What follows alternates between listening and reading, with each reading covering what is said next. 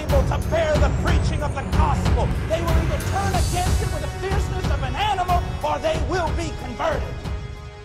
Bueno, siguiendo con este conocer a Dios, a mí me parece muy, muy importante y creo que está de más decirlo, pero quisiera conversar un poco más acerca de la Trinidad.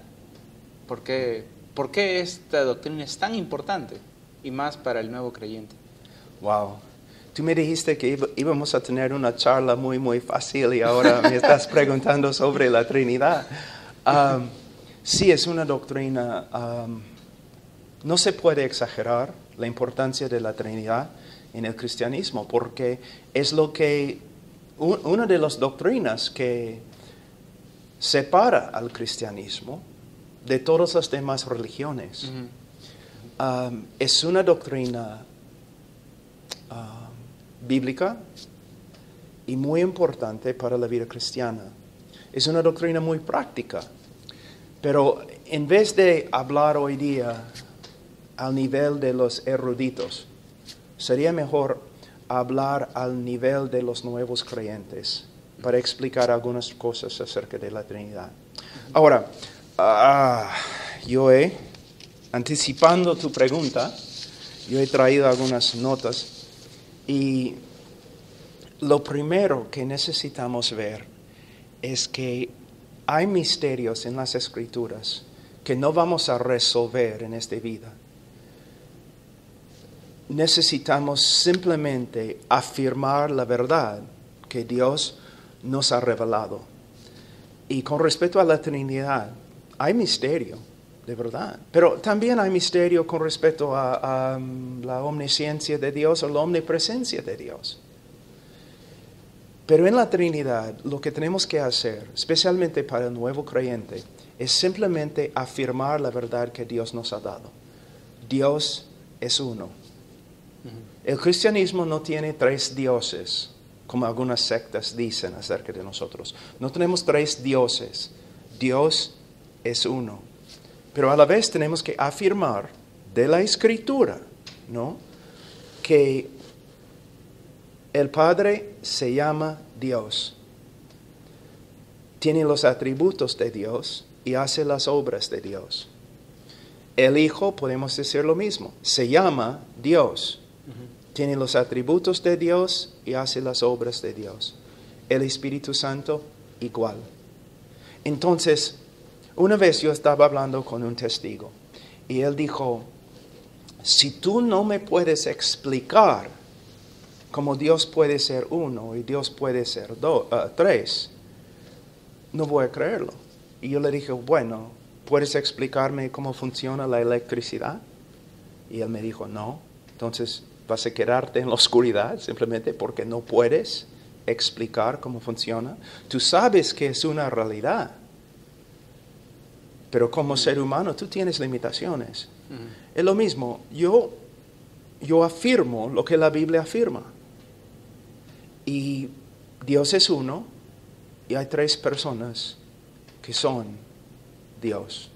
Con respecto a Dios es uno, vamos primeramente a Deuteronomio y vamos a ver un texto que es muy importante hasta el día de hoy para los judíos. Capítulo 6, versículo 4. Hace 3 semanas yo estuve en Tel Aviv y estuve también en Jerusalén. Uh-huh. Y en casi cada lugar vas a ver, en las paredes, en las tiendas donde se venden camisas para los turistas, tú vas a ver, versículo 4, escucha, oh Israel, el Señor es nuestro Dios, el Señor uno es. Now, cuando en el Antiguo Testamento, en hebreo, cuando escuchamos escuchar, especialmente como un mandamiento, escucha, uh-huh, significa más que simplemente oír, sino también obedecer. Que esta verdad debemos oír y debemos aplicar a nuestra vida. Okay? Entonces, un texto muy importante llega a ser en hebreo Shema, que significa oír, escucha. Entonces, Dios es uno y es el testimonio de toda la Escritura. Y no solamente el Antiguo Testamento, sino también el Nuevo Testamento testifica que Dios es uno. Los apóstoles no cambiaron nada con respecto a esta verdad fundamental de la religión de la Biblia. Dios es uno. Podemos ir a 1 Corintios. Por ejemplo, Pablo está obrando acá, predicando entre un grupo de personas, una cultura que tenía muchos dioses. Y en versículo 4, él dice, por tanto, en cuanto a comer de lo sacrificado a los ídolos, sabemos que un ídolo no es nada en el mundo y que no hay sino un solo Dios. A la vez, él dice, hay un solo Dios y un solo mediador entre Dios y los hombres, Jesucristo. El hombre Jesucristo. Ahora, entonces, el nuevo cristiano, el nuevo creyente necesita saber y afirmar que hay un solo Dios. Pero a la vez, tenemos que afirmar que en el Nuevo Testamento y a veces en el Antiguo Testamento podemos ver textos que nos muestra que aunque Dios es uno, hay algo casi inexplicable, especialmente en el Antiguo Testamento, que está comenzando a revelarse. El Hijo de Dios, el Mesías, que a veces en los profetas, aún en la ley, podemos ver un hombre, pero a la vez este Mesías es mucho más que un hombre. Por eso muchos rabinos y muchos escribas y estudiantes antes de la venida de Cristo y aún después afirmaban que el Mesías iba a ser divino. También vemos el Espíritu Santo, no solamente en el Nuevo Testamento, sino también en el Antiguo Testamento. Y podemos ver que tiene atributos divinos. Está haciendo obras que solamente Dios hace. Por ejemplo, el verbo para crear en hebreo solamente se usa con respecto a Dios. Pero podemos ver en Génesis 1, Dios está creando en el principio, pero el Espíritu Santo está involucrado. Llegamos a Colosenses capítulo 1 y entendemos que por medio del Hijo todo fue creado.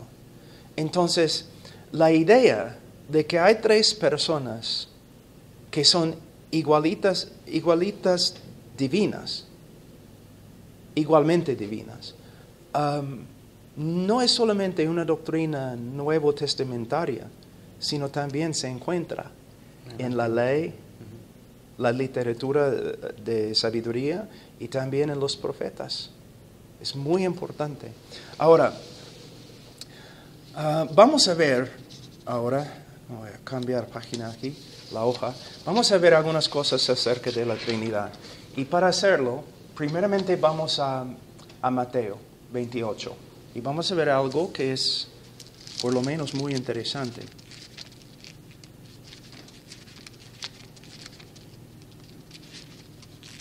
Tengo una nueva Biblia en español, es muy difícil encontrar mi lugar.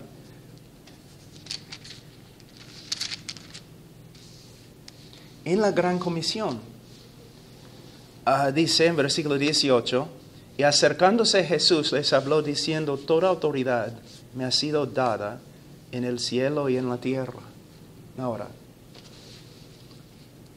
este texto es muy importante para los misioneros que están trabajando en el campo misionero, ¿no es cierto? Porque es muy difícil. Necesitamos saber que nuestro Señor tiene toda autoridad en la tierra.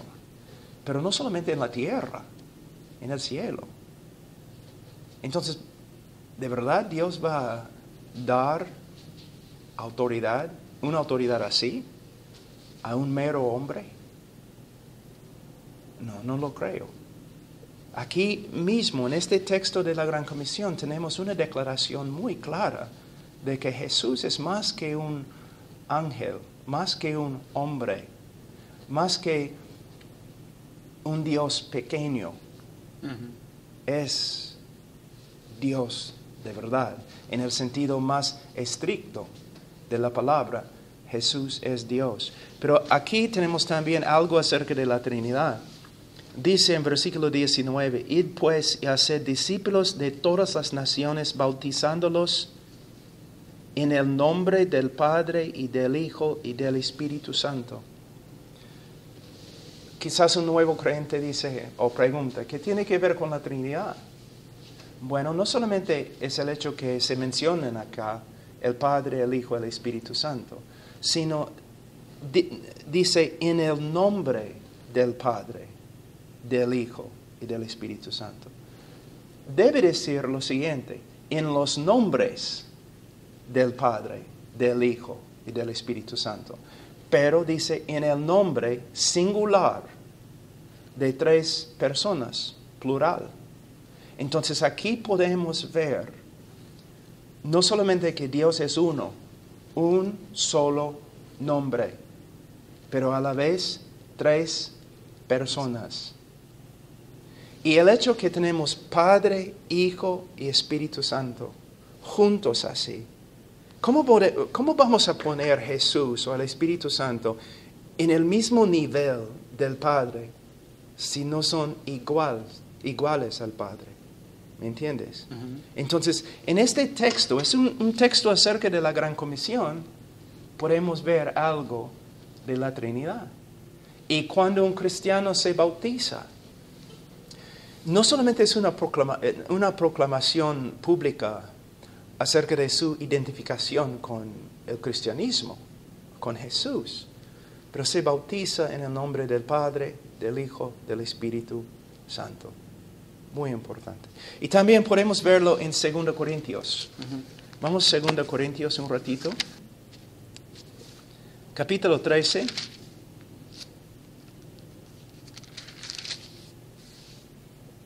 Versículo 14.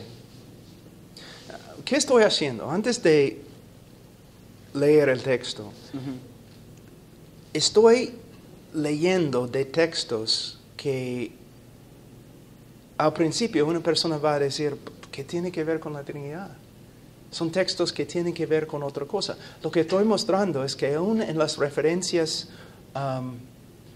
o en textos a través de todas las Escrituras podemos ver referencias a la Trinidad. Ujú.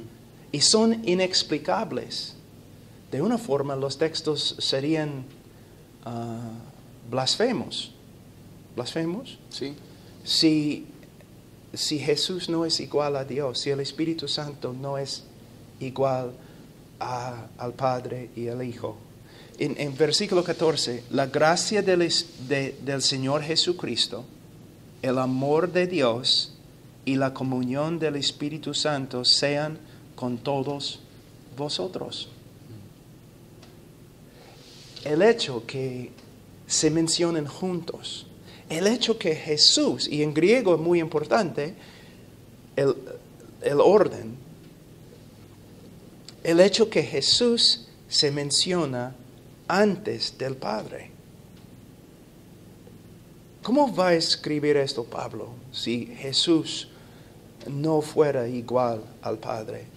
¿Y cómo va a poner las 3 personas juntas si el Padre, el Hijo y el Espíritu Santo no son iguales y no son Dios? ¿Me entiendes? Ahora, vamos a algunos textos que hablan directamente acerca de cada persona y el hecho que cada persona se llama Dios. 1 Corintios 8:6, podemos volver. 1 Corintios 8. Es bien interesante también los versículos que has estado mencionando, porque la idea no es mostrar la Trinidad, sino son indirectamente Sí, referencias a una Trinidad. Lo tenían por asumido ya, ¿no? sí, por asumido, totalmente, ¿no? Y corre por toda la Escritura. Ujú. Y podemos decir, tengo que decirlo, no solamente el Nuevo Testamento.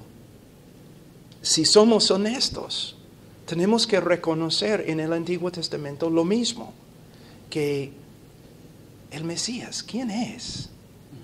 Los rabinos siempre andaban perplejos con respecto a eso, porque de verdad es un hombre, pero el Mesías es mucho más que David, mucho más que un hombre, mucho más que un ángel. Y el Espíritu Santo no es un poder impersonal, no como electricidad, es una persona, tiene una voluntad, hace obras. Aún en el Antiguo Testamento, el Espíritu Santo puede ser ofendido. Ya comenzamos a ver. Hay algo que está pasando acá. Es una de las razones por las cuales de verdad me encanta el Antiguo Testamento. Es un tesoro. Es como sí, buscar y por buscar. medio de estudiar en el Antiguo Testamento, tú comienzas a ver, wow, la doctrina de Cristo se encuentra acá. La doctrina del Espíritu Santo se encuentra acá, claramente. Y Jesús, Él no se encuentra solamente en el Nuevo Testamento, se encuentra en cada página de la Biblia. Todo tiene que ver con Él. Y los grandes predicadores, ellos se daban cuenta de eso. Y sus prédicas eran tan impactantes porque predicaban a Cristo. No simplemente una moralidad o 10 principios por los cuales podemos mejorar la vida. No, ellos predicaban a Cristo. Y es lo que nosotros debemos hacer, es predicar a Cristo. Ahora, en 1 Corintios 8:6, sin embargo, para nosotros hay un solo Dios, el Padre, de quien proceden todas las cosas y nosotros somos para Él, y un Señor Jesucristo por quien son todas las cosas y por medio del cual existimos nosotros. Algunas sectas dicen, ustedes, los cristianos, deben escuchar este texto porque dice hay un solo Dios, el Padre. Sí, Pablo en este momento está enfatizando la deidad del Padre. Pero no debemos olvidarnos. ¿Qué más dice? Mira, Jesús se llama el Señor en el mismo texto. El Señor, que en el Antiguo Testamento es una palabra muy importante que se reserva solo para Dios. También existimos por medio de Él, pero la Biblia dice que Dios sustenta el mundo, que Dios creó el mundo. Entonces, no es una negación, solamente Él está poniendo énfasis en la persona del Padre. Ahora, vamos a Juan 1. Ya, hablando así no voy a poder entrar en el cielo, ¿no? No. Juan 1:1. En el principio existía el Verbo, y el Verbo estaba con Dios, y el Verbo era Dios. Es lo que el texto dice. En el griego dice, la énfasis es aún más sobre la deidad del Verbo. ¿Por qué? En el griego dice, en el principio existía el Verbo y el Verbo estaba con Dios y Dios era el Verbo, poniendo la énfasis en su deidad. Y si no está diciendo que el Verbo es Dios, entonces versículo 14 no tiene significado. ¿Por qué? Está hablando de la encarnación. ¿La encarnación de qué? Un ángel, pero vamos a Hebreos y sabemos que es mucho más que un ángel. Y no es nada entre un ángel y Dios. Claramente la Biblia dice que es Dios.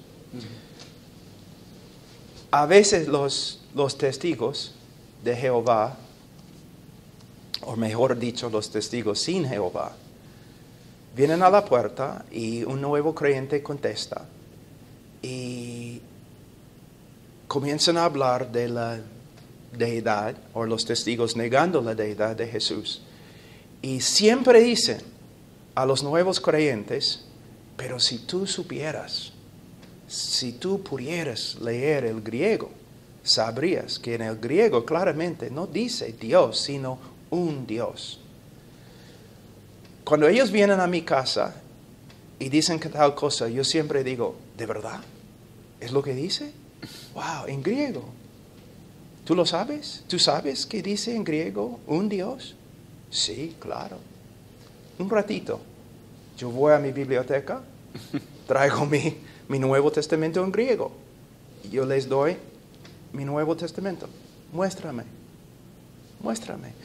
Yo no lo hago simplemente para avergonzar a la persona, pero mayormente ellos siempre te visitan dos personas, un líder y un discípulo. Estoy tratando de mostrar al discípulo que su líder es un mentiroso. Yo le doy mi Nuevo Testamento en griego.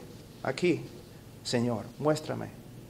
Y el hombre está mirando. Mira, yo dejo de hablar con él y yo hablo con su discípulo. Mira, él entró a mi casa básicamente tratando de engañarme, que él no era experto en griego. Pero mira, él ni puede encontrar el libro de Juan en griego. De verdad, joven, ¿este es el hombre que quieres seguir? Por supuesto, los nuevos creyentes no pueden hacer eso, quizás no leen griego.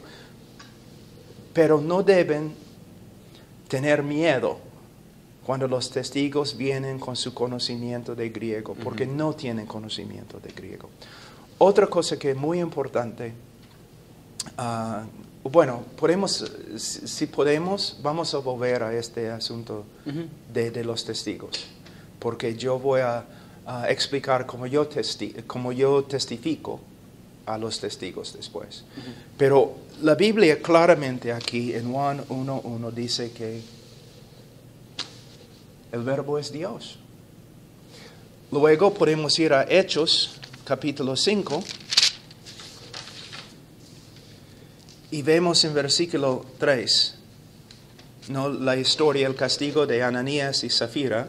Versículo 3, mas Pedro dijo a Ananías, ¿por qué has llenado, Satanás, tu corazón para mentir al Espíritu Santo y quedarte con parte del precio del terreno? Versículo 4, mientras estaba sin venderse, no te pertenecía, y después de vendida, no estaba bajo tu poder. ¿Por qué concebiste este asunto en tu corazón? No has mentido a los hombres, sino a Dios. Versículo 3, él mintió al Espíritu Santo. Versículo 4, mintió a Dios. Este es un texto muy, muy pequeño, pero podemos llenar horas de video ahora hablando de todos los textos en el Antiguo Testamento y el Nuevo Testamento que hablan de la deidad del Espíritu Santo. De hecho, yo escuché una vez en una lectura un teólogo que dijo, si Jesús no es Dios, ¿cómo podemos explicar el Espíritu Santo? Entonces, ¿quién es Dios?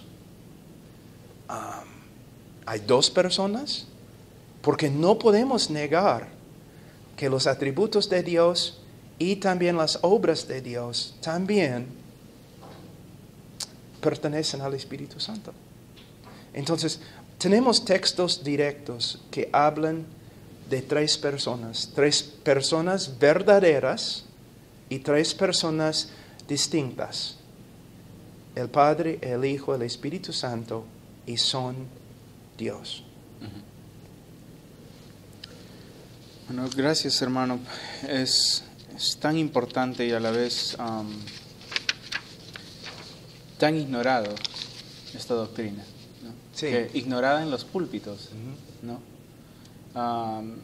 Muchas veces, quisiera decir que da vergüenza a veces visitar una iglesia y el pastor, en vez de mostrar la doctrina o pegarse a las escrituras, damos ejemplos de lo que podría ser la Trinidad, ¿no? E inclusive caemos en la herejía conocida como el modalismo, ¿no? Sí, bastante. Algunos de los ejemplos. H2O. Ajá. ¿Ok? El agua. Sí, líquido, sólido, hielo y vapor. No es una buena ilustración, hermano, es moralismo, es una herejía. Modalismo. Moralismo. También, ¿qué es este? Viene del pasto y es una sola planta, pero tiene 3 hojas. El trébol. Sí, ¿no? Tampoco es una buena ilustración. Lo que necesitamos ver es que a través de la historia, herejías con respecto a la Trinidad han venido de 2 totalmente diferentes fuentes. Los que negaban la Trinidad, por supuesto, pero también los que trataban de defender y explicar la Trinidad. A veces usaron ilustraciones no bíblicas, antibíblicas. Pero vamos a hablar un ratito acerca de moralismo. Modalismo. ¿Cómo es? De modo. Moda. De modo. Modo. Modalismo. Modalismo. Es un Ay. poco- Ya. Esa herejía se encuentra bastante en nuestro Perú. El grupo, ¿cómo se llama? Solo Jesús. Los unitarios, creo. En el norte del Perú, en la sierra también. Yo he tenido que hablar con personas que eran víctimas de esa doctrina. Y ellos dicen básicamente que si hay un solo Dios, pero no hay 3 personas distintas y verdaderas, sino Dios se revela a través de 3 diferentes modos. ¿No? En el Antiguo Testamento, el Padre. En el Nuevo Testamento, el Hijo, en la encarnación. Y ahora en el Espíritu Santo. El problema es que el Padre, el Hijo y el Espíritu Santo crearon el mundo. Sostienen el mundo. También hay un texto muy sencillo que demuestra cuán ridículo es esta herejía. Se encuentra en Marcos capítulo 1. Marcos 1, versículo 10. Está hablando del bautismo de Jesús. En versículo 9, y sucedió en aquellos días que Jesús vino de Nazaret, de Galilea, y fue bautizado por Juan en el Jordán. E inmediatamente al salir del agua, vio que los cielos se abrían y que el Espíritu Santo como paloma descendía sobre él, y vino una voz de los cielos que decía: Tú eres mi Hijo amado, en ti me he complacido. Ahora, el Hijo es bautizado, el Espíritu desciende y el Padre habla del cielo. Entonces, el Hijo en el agua, bautizado, el Espíritu descendiendo sobre él y el Padre hablando del cielo. En esta ilustración tan sencilla ya podemos ver que la doctrina es una herejía. Que no es, como ellos dicen, un solo Dios, una sola persona que se manifiesta en 3 diferentes modos, sino un solo Dios, 3 personas distintas y verdaderas, el Padre, el Hijo y el Espíritu Santo. Ahora, una persona me dice, pero explica la doctrina. Mira, la verdad no depende de mi capacidad de explicarla. La verdad es la verdad. Se sostiene a solas, sin yo. No me necesita. ¿No? Yo solamente, como un hombre limitado, yo solamente tengo que someterme a las Escrituras. Un testigo una vez estaba hablando conmigo y yo le dije, mira, la diferencia es, tú te sientes capaz de inventar nuevas doctrinas. Yo me someto a solamente lo que se revela en las Escrituras. Yo no tengo opciones porque yo creo que la Biblia es la palabra de Dios. Y si la Biblia me dice que Dios es uno, yo tengo que afirmar, conforme a cómo se explica en las Escrituras, que Dios es uno. Y si la Biblia me dice que el Hijo, el Padre, el Hijo, el Espíritu Santo, cada uno lleva el nombre de Dios, yo tengo que aceptarlo. Yo no tengo opciones. Y las sectas, ellos se sienten capaces de no solamente inventar doctrinas diferentes, sino cambiar las Escrituras, como los testigos lo han hecho en su traducción. ¿No? Otra cosa que quizás es muy, muy importante decir, que una manera de ver la Trinidad, una manera práctica, es que en Juan 1:18, vamos a Juan 1:18.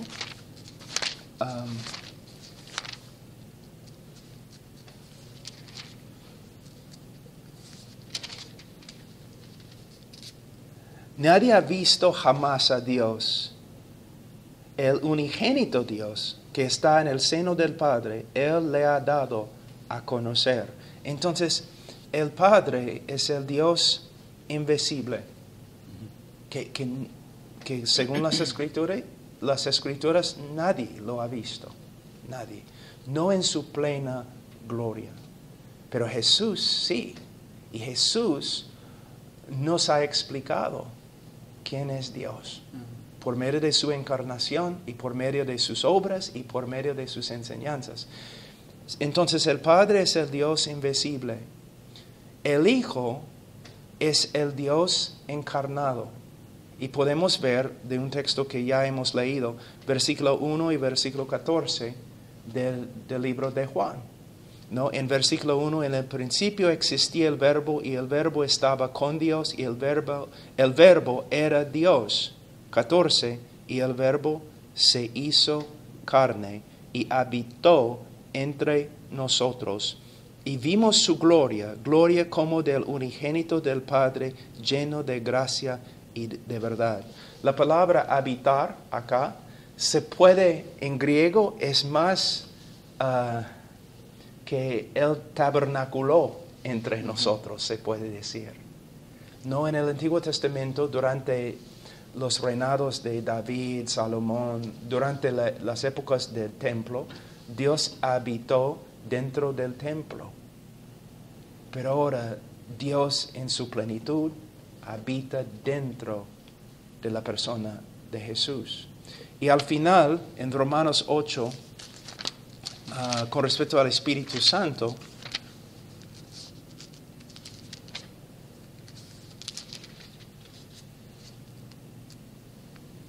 dice, sin embargo, vosotros no estáis en la carne, sino en el Espíritu, si en verdad el Espíritu de Dios habita en vosotros. Pero si alguno no tiene el Espíritu de Cristo, el tal no es de Él. Aquí podemos ver que el Espíritu Santo es Dios habitando en nosotros. Entonces, el Padre en el cielo, que nadie lo ha visto en la plenitud de su gloria, el Hijo que nos ha revelado al Padre, y también el Espíritu Santo que ahora habita, mora dentro del creyente.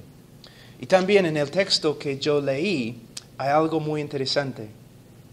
Simplemente escucha lo que dice. Sin embargo, vosotros no estáis en la carne, sino en el Espíritu. Hablando del Espíritu. ¿Okay?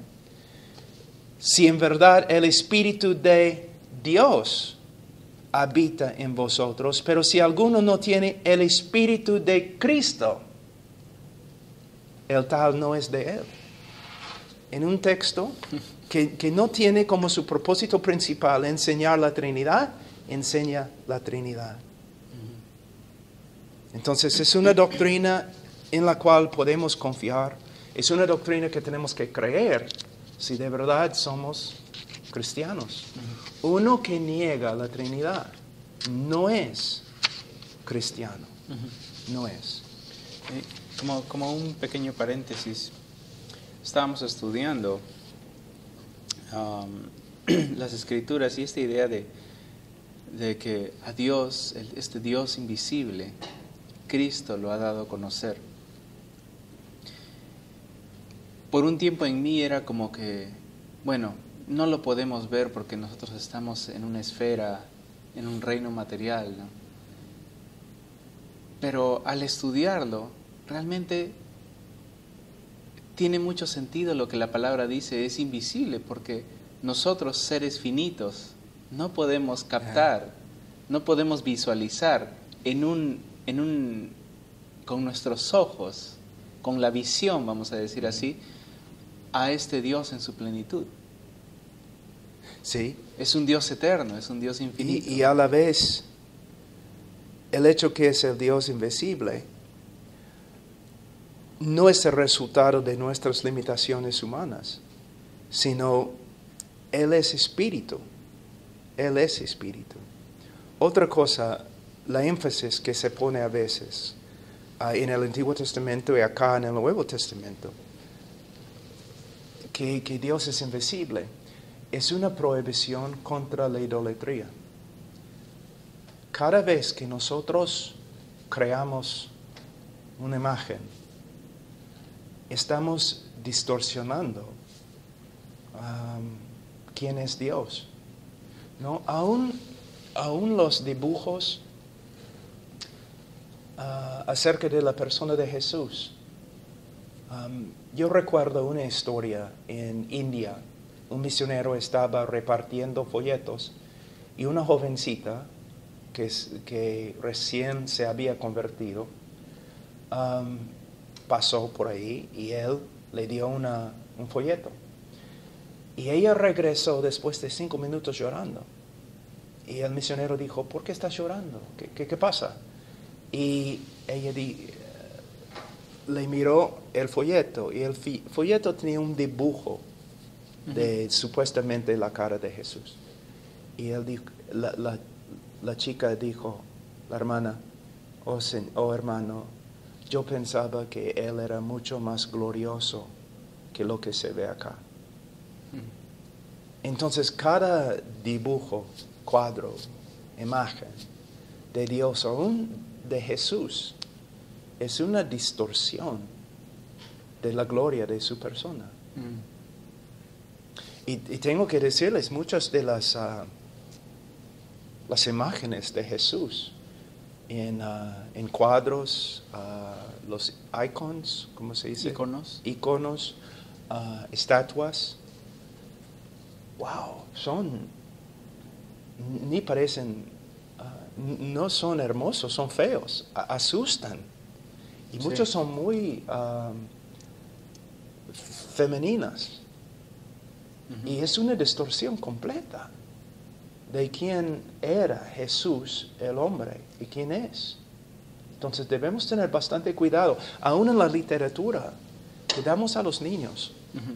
¿No? ¿Qué dicen? En inglés dicen que a photograph is worth 1,000 words. Una foto. Una imagen habla más que miles de palabras. Sí. No, es como cuando una persona piensa en Moisés, ¿no?